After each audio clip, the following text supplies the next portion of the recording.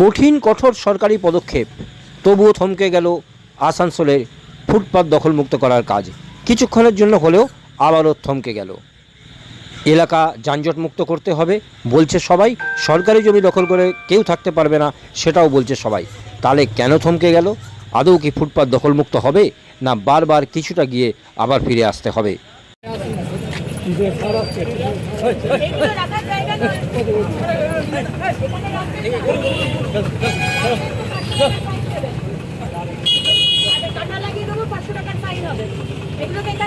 নমস্কার, আমি তিনাঞ্জন, টিএসএনএম নিউজে আপনাদের স্বাগত। আমাদের বিশেষ অনুষ্ঠান তুমি বলবে আমি শুনবে, আমরা কিছু বলি না, বলে জনগণ, জনসাধারণ, জনপ্রতিনিধি আমাদের মাধ্যমে বার্তা পৌঁছায়। আসানসোলকে সুন্দর করতে হবে, ফুটপাত দখলমুক্ত করতে হবে, এবং গত বৃহস্পতিবার এমনই কথা বলেছিলেন তিনি, এবং তারপরেই শুক্রবার সকাল থেকে শুরু হয়ে যায় ফুটপাত উচ্ছেদ। কিছু মানুষ নিজেরা সরিয়ে নেয়, কিছু জায়গায় জেসিবি মেশিন দিয়ে সরিয়ে দেওয়া হয়, ভেঙে ফেলা হয়। কিন্তু কিছুক্ষণ এমন ঘটনা ঘটতে ঘটতেই হঠাৎই তা বন্ধ হয়ে যায়। এবং আসানসোল উত্তরের বিধায়ক কৃষ্ণেন্দু মুখার্জি তিনি জানান যে এই মুহূর্তে এটা সম্ভব না, কোনো কারণে কমিউনিকেশনের গ্যাপ হয়েছে, সরকারি জায়গা দখল করে রাখা যাবে না এটা ঠিকই, তবে সময় সবাইকে দিতে হবে। শুনুন অগ্নিমিত্রা পাল কী বলছেন, কৃষ্ণেন্দু মুখার্জি কী বলছেন, এবং কংগ্রেসের রাজ্য নেতা প্রসেনজিৎ পৈতন্ডি কী বলছেন। Second level of footpath, first level of footpath দখল, সেকেন্ড লেভেল অফ ফুটপাথ যেটা আমাদের ব্ল্যাক রোড, সেই রাস্তার পাশেই দোকান, ঠেলা গাড়ি, ফলের দোকান দখল হয়ে যাচ্ছে।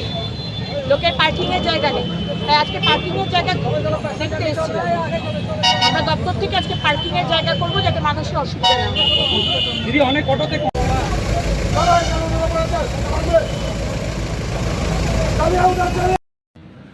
না, আমি এরকম কোনো খবর আমি জানতাম না, আমার কাছে কোনো নলেজও এরকম কিছু ছিল না। আমার কাছে খবর পাওয়া মাত্র আমি সঙ্গে সঙ্গে জেলা প্রশাসনের সঙ্গে কথা বলি, উপরে কলকাতাতেও কথা বলি, যেখানে যা বলার আমি জানাই, এবং এখন বন্ধ হয়ে গেছে সেটা।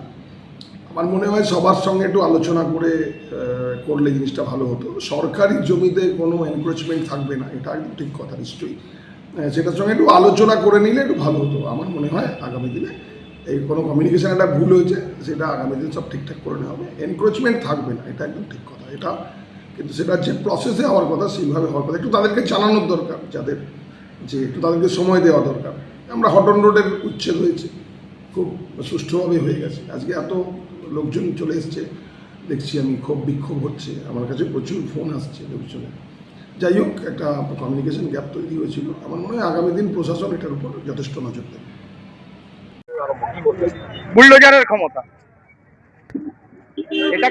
এটা উত্তরপ্রদেশ নয়। ভাবছেন আজকে হয়তো পুলিশকে দিয়ে গুন্ডাগিরি করিয়ে ক্ষমতা রাখছেন, দেখাচ্ছেন ক্ষমতা। 7 দিন তো একটা টাইম দেবেন আপনি। তাহলে আপনার কোথায় গেল আজকে আসানসোলের বিধায়ক, কোথায় গেল আজকে আসানসোলের প্রাক্তন মেয়র? মন্ত্রী মশাইয়ের কালকে মনে হলো, মন্ত্রী মহোদয়ের কালকে মনে হলো, আর আজকে উঠিয়ে দিতে হবে। সকাল থেকে এই মাথার উপরে বৃষ্টি, এই বৃষ্টি মাথায় করে কারোর একটা দুর্ঘটনা ঘটে গেলে কত বোবা মানুষ আছে, কত আপাহিজ মানুষ আছে, তাদের প্রতি একটু চিন্তা করতে হবে না? তাদের প্রতি যারা তালি বাজাচ্ছে না এই ভিডিও দেখে আর রাস্তায় দাঁড়িয়ে, তাদের তালি চেয়ে যারা কাঁদছে, যাদের চোখের জল পড়ছে, সেগুলো দেখান বেশি করে। আর এই বুলডোজারের ক্ষমতা, সুপ্রিম কোর্টের অর্ডার আছে, বুলডোজারের দিয়ে মানুষের এইভাবে ক্ষতি করা চলবে না। আমরা বাধা দেওয়ার নয়, রাস্তা আপনি জ্যাম মুক্ত করুন, আমরা আপনাকে সহযোগিতা করবো। আপনি হটন রোড করেছেন, আমরা বাধা দিইনি। আজকেও কালকে আপনি যা অর্ডার করে গেছেন যে রাস্তার ফ্রন্ট রোটা করবেন, এখন তো দেখছি পুরো ফুটপাত।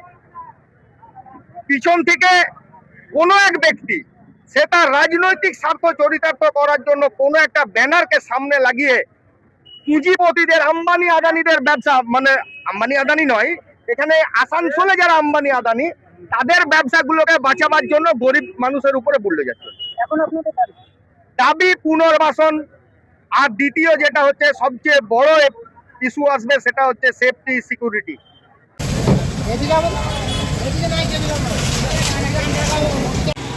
আসানসোলের ফুটপাত দখলমুক্ত করার চেষ্টা বারবার হয়েছে, এবং বারবার তা কিন্তু বিফল হয়েছে।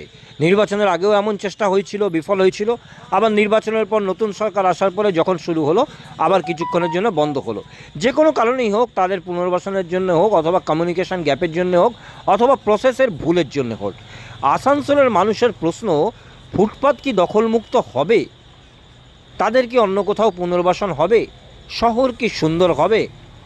কি চান আপনারা? কমেন্টস করতে পারেন আমাদের ইনবক্সে, বলতে পারেন তুমি বলবে আমি শুনবোতে।